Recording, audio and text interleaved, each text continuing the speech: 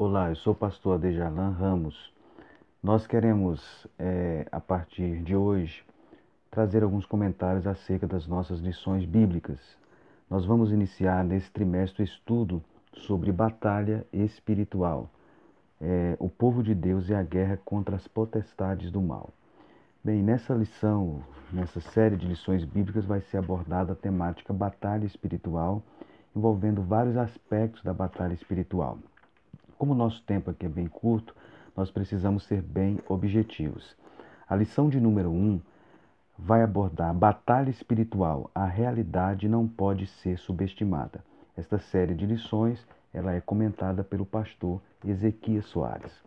Bem, a temática da batalha espiritual ela é uma temática muito relevante, muito importante, especialmente dentro do nosso contexto. Existem dois elementos ou duas reações das pessoas diante da temática batalha espiritual. Uma delas é algumas pessoas assumirem a postura de incredulidade. Afirmam que a crença nos demônios ou a realidade dos demônios, ou a crença, nos demônios é apenas uma coisa do período medieval, que é para pessoas supersticiosas. Existem outras pessoas que são totalmente indiferentes a essa questão, também ou também desinformadas em relação ao conflito que existe entre os santos e as trevas. Então, algumas pessoas partem para um, uma polarização, dentro dessa temática. Uns são totalmente incrédulos e outros, às vezes, não entendem, não compreendem bem esta realidade. O que a Bíblia fala acerca disso? Primeiramente, nós precisamos observar que a Bíblia ela nos mostra a realidade da batalha espiritual. Nós não podemos ignorar a problemática da batalha espiritual. A Bíblia fala sobre isso, 1 Pedro 5, versículo 8, a Bíblia diz que o diabo, vosso adversário, anda em derredor como um leão que ruge, procurando a quem possa devorar. Nós temos vários textos na Bíblia que mostram a realidade da batalha espiritual, textos em Efésios, tanto no Antigo quanto no Novo Testamento. Outro elemento importante para essa temática é por causa do contexto brasileiro. O contexto brasileiro é um contexto muito favorável a essa questão, por causa que o Brasil é um país místico, obcecado pelo sobrenatural. É considerado, inclusive, um dos países mais espíritas do mundo. O número de realizações, e de terreiros de culto afro é ainda também muito maior.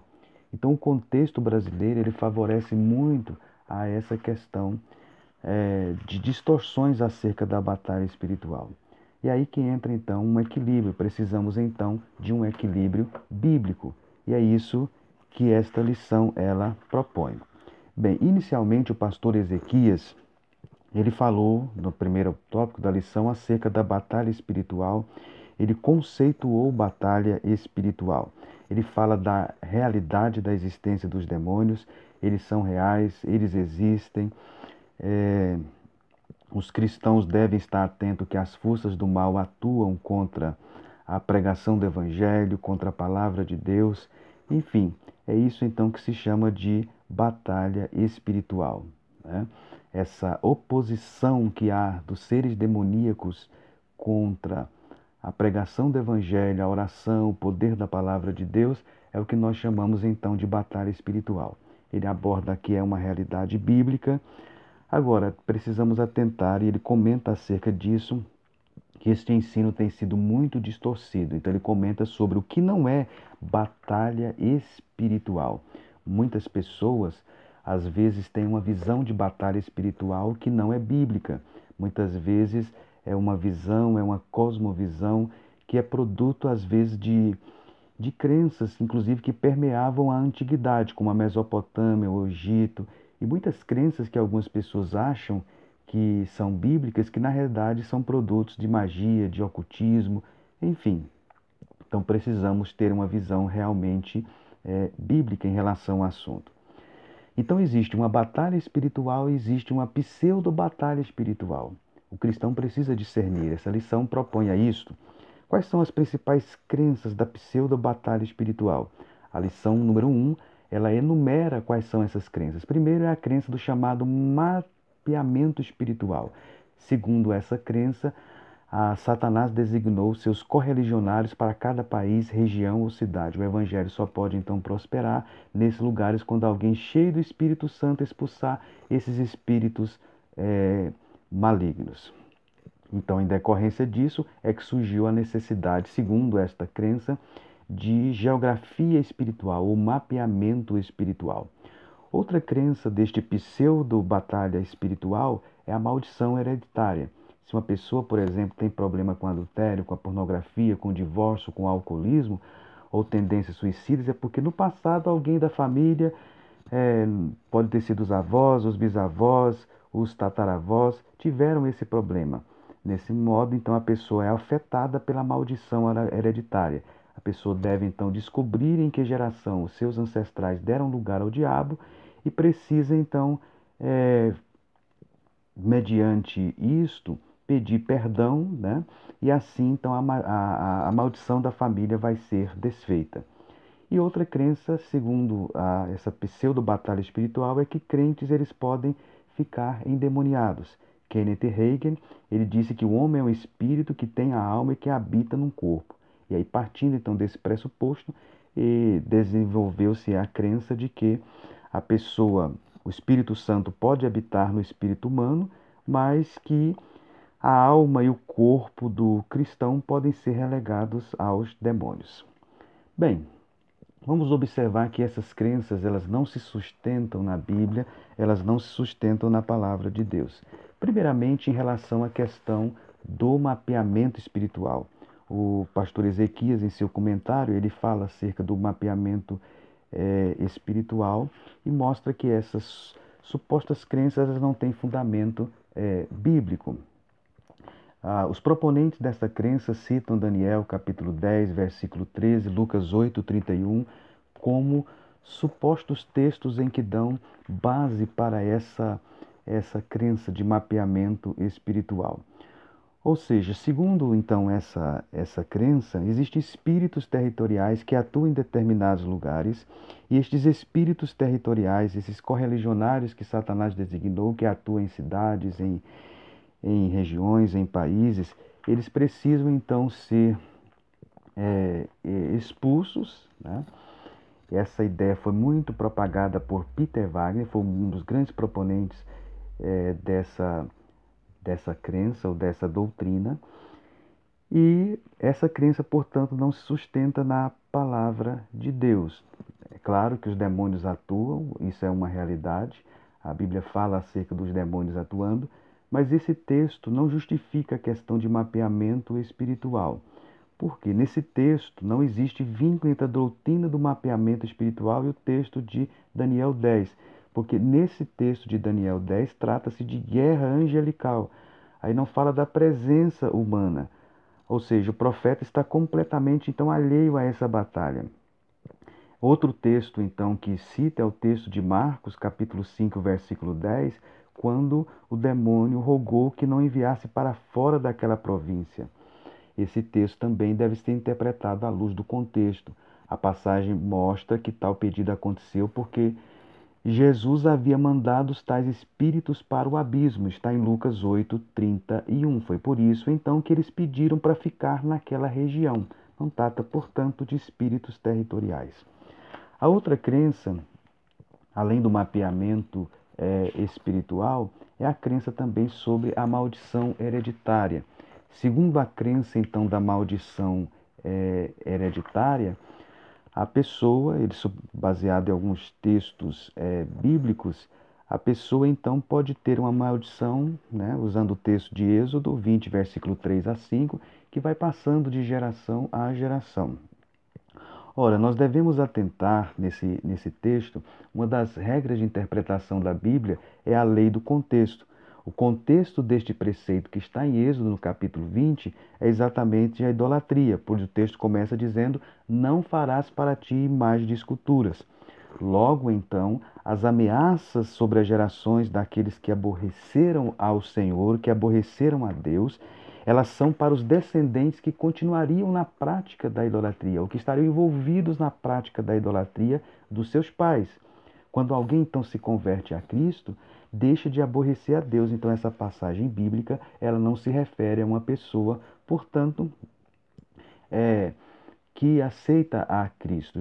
Romanos capítulo 5, versículo 8 a 10. As coisas velhas já passaram e tudo se fez novo, 2 Coríntios 5, 17. Portanto, esse texto, essa doutrina de mapeamento espiritual e essa doutrina também de maldição hereditária, ela também não se sustenta na Bíblia. Ou seja, uma pessoa ao aceitar a Cristo, todas as suas maldições, a sua vida passada, ela passou para uma vida nova. Tudo se fez novo, é o que a palavra de Deus ela nos diz. Bem, outra coisa que afirmam nessa pseudo-batalha espiritual é a possibilidade de uma pessoa ficar endemoniado. Segundo esta crença, uma pessoa pode ficar endemoniada. E o texto que utiliza, uma das coisas que é muito interessante nós observarmos é que quase sempre estas crenças elas foram baseadas em experiências. Peter Wagner e tantos outros que foram proponentes dessas crenças em seus livros, eles relatam muitas experiências pessoais. Essas experiências pessoais muitas vezes são colocadas acima das escrituras. Quando se fala então que os crentes podem ficar endemoniados, um dos argumentos que se utiliza é o argumento, segundo eles, que o verbo daimonizomai no grego do Novo Testamento, a tradução correta então seria endemoniado e não estar possuído por um demônio. Então, segundo o argumento desses proponentes, o termo daimonizomai, que é o termo que aparece na língua grega do Novo Testamento, significa que a pessoa não está dominada, possuída por um demônio, mas que essa pessoa está endemoniada. Só que se nós recorrermos aos grandes eruditos em grego do Novo Testamento, eles mostram que o termo daimonizomai, ele significa exatamente estar possuído por um demônio. Inclusive o dicionário Vine, ele fala sobre isso, ser possuído de um demônio, agir sob o controle de um demônio. Isso aparece em vários momentos dos evangelhos, esse termo daimonizomai aparece em vários momentos do Novo Testamento grego. Bem, esses proponentes que dizem, que afirmam que essas pessoas, que o cristão pode ficar endemoniado, eles citam às vezes alguns argumentos, o pastor Ezequias cita aqui no comentário.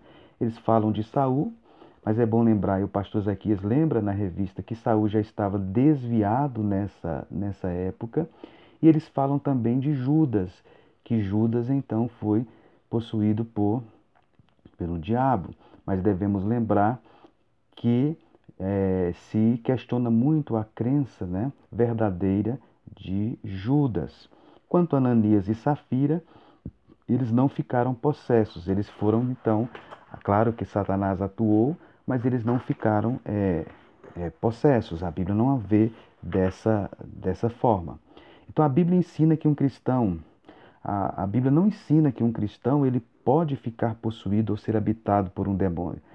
Um diabo pode atacar, pode oprimir de várias maneiras, mas um cristão autêntico não pode ser habitado por um demônio. É o ensino, portanto, bíblico.